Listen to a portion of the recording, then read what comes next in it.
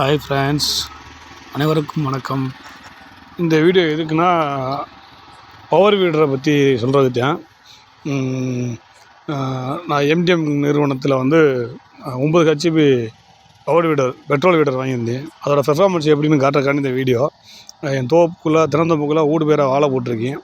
அதுக்குள்ளே களையை பார்த்திங்கன்னா நெருக்கி 2 அடி 3 அடி வரைக்கும் களைச்செடிகள் இருக்குது. இதை உழுவுறதுக்கு சிரமம்னு சில வீடியோலாம் வைக்கிறோம். ஆனால் இதை நான் லைவாக உழுது உங்களுக்கு காட்டுறேன். நெருக்கி 3 அடி களைச்செடிகள்லாம் இருக்குது. அதை எப்படி இது துவம்சம் பண்ணுதுன்னு மட்டும் பாருங்கள். இது தென்னைக்குள்ளே வீடு பேராக பூவாழை போட்டிருக்கேன். இதோடய பெர்ஃபார்மன்ஸை இப்போ நீங்கள் பாருங்கள். வணக்கம்.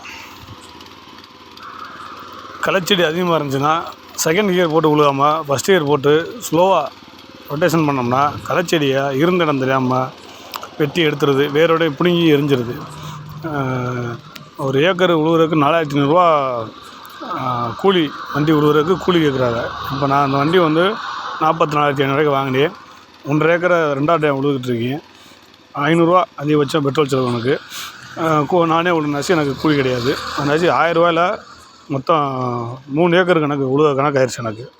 பாருங்கள். இப்போ அது ஃபஸ்ட்டு இந்த செடிங்க இப்போ எப்படி உழுதுருக்குன்றதை பாருங்கள். உங்களுக்கு இந்த வீடியோ பிடிச்சிருந்தா லைக் பண்ணுங்கள், ஷேர் பண்ணுங்கள், சேனலை சப்ஸ்கிரைப் பண்ணுங்கள்.